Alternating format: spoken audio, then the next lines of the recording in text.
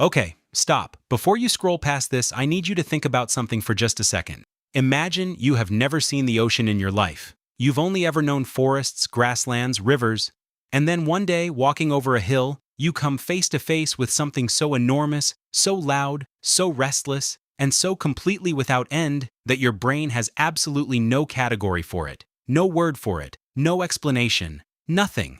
Just this. What would you do? What would you think? And here's the part nobody ever asks. What did our actual ancestors do?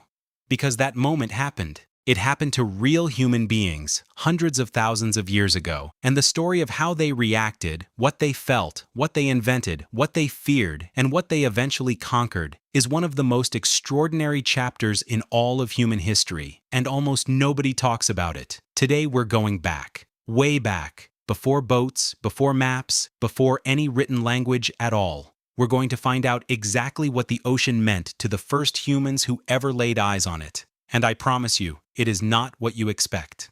Let's go. Here's a fact that tends to genuinely stop people cold. Modern humans, people biologically identical to you and me, have existed for roughly 200,000 years. But for most of that time, most of humanity lived inland. Rivers, savanna, forests. The ocean was out there, but it wasn't part of the daily picture for most early humans. So, when groups of our ancestors first migrated toward coastlines, they weren't returning to something familiar. They were walking into something entirely alien. And the reason many of them made that walk at all was not curiosity, it was desperation. Around 164,000 years ago, a brutal ice age was reshaping Africa.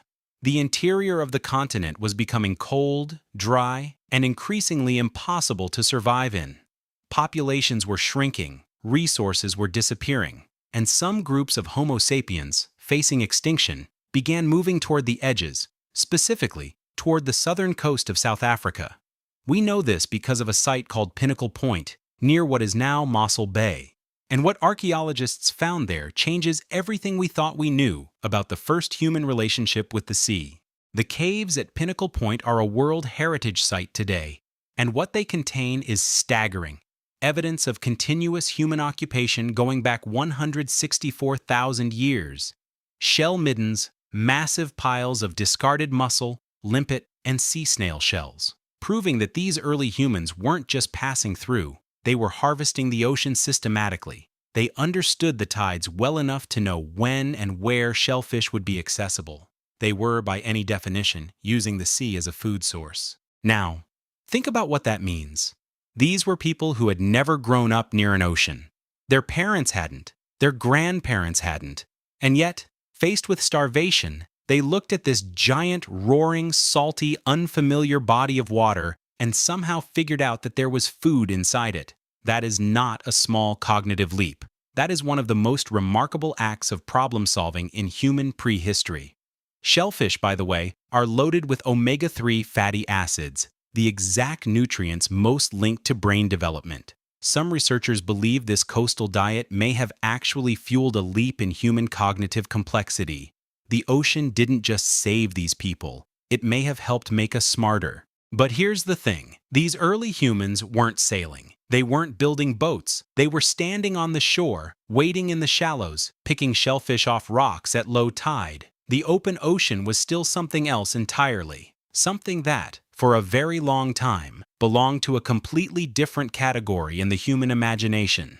And that category had a name, even if not in any language we'd recognize. The category was monster. Here's something fascinating. Across virtually every ancient culture on Earth, cultures that had no contact with each other on different continents, speaking different languages, the deep ocean was home to the same thing. Chaos, evil, something enormous that wanted you dead. The Mesopotamians had Tiamat, a primal sea goddess of chaos so terrifying that the entire ordered world had to be carved out of her defeated body. The Norse had Jörmungandr, a world-spanning serpent so vast it could wrap itself around the entire earth and bite its own tail.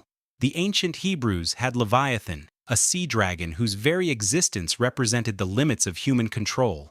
The Greeks had Charybdis, a whirlpool so powerful that even their greatest hero, Odysseus, could barely escape it. And on medieval maps, cartographers had a simple solution for the parts of the ocean nobody had charted yet.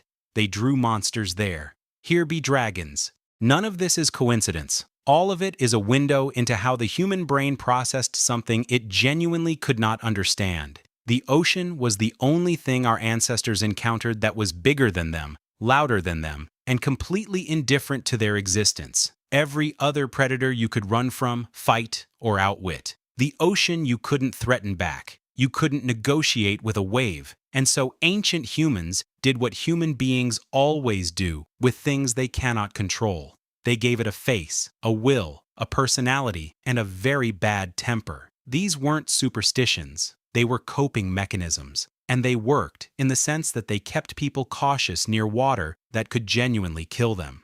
For tens of thousands of years, the ocean was a thing you stood at the edge of. You fished its shores. You collected its shellfish. You feared its depths. And then, somewhere between 65,000 and 50,000 years ago, in the islands of Southeast Asia, something unprecedented happened. We know this because of Australia. Australia was never connected to Asia by land, not even during the Ice Ages when sea levels dropped dramatically. And yet, archaeological sites in Australia date back at least 50,000 years. And possibly as far back as 65,000. The only way those people got there was by boat, across a minimum of 55 miles of open ocean, with no landmarks, no compass, no map, almost certainly on bamboo rafts lashed together with whatever was available. The fact that they made it, that enough of them made it to establish a viable population, is almost incomprehensible. These were not explorers with sponsors and supply ships. These were people on rafts, in the dark, on the open ocean, and they crossed it. Let that sink in.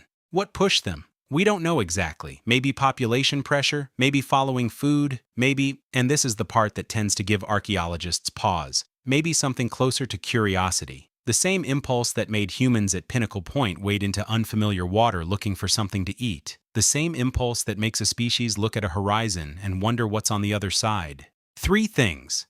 First, the human relationship with the ocean did not begin with adventure. It began with survival. The first people who turned toward the sea did so because everything else was failing. The ocean wasn't a destination. It was a last resort. And somehow, in meeting it out of desperation, they discovered one of the richest food sources on the planet. Second, fear and use are not opposites. Ancient humans were genuinely terrified of the deep ocean. Their myths, their monsters, their maps, all of it reflects a real and rational fear of something that could kill you without warning, and yet they kept going back. They harvested its shores. They eventually crossed its open water. They built their greatest civilizations on its coasts. Fear didn't stop them. It just meant they paid attention. Third, and this is the one that matters, the ocean is the reason you exist, not metaphorically, literally. The coastal diet at Pinnacle Point may have fueled the cognitive development that made modern human thought possible. The seafaring migrations along the shores of the Indian Ocean spread our species across the globe faster than any overland route could. The people who crossed to Australia 50,000 years ago on bamboo rafts are the direct ancestors of entire modern nations. The ocean didn't just shape human history. In a very real sense, it created it. We build museums around ancient kings. We make documentaries about battles and empires. We memorize the names of generals and pharaohs. But the first humans who ever stood at the edge of the sea, who were terrified and hungry and desperate and waded in anyway, those people don't have monuments. They don't have names. All they left behind were shell middens in a South African cave and stone tools on a Greek island that nobody was supposed to be able to reach. That's the whole record. A pile of shells, some rocks. And the fact that we're all here, that's actually one of the most remarkable stories ever told. And it's about time we started treating it that way.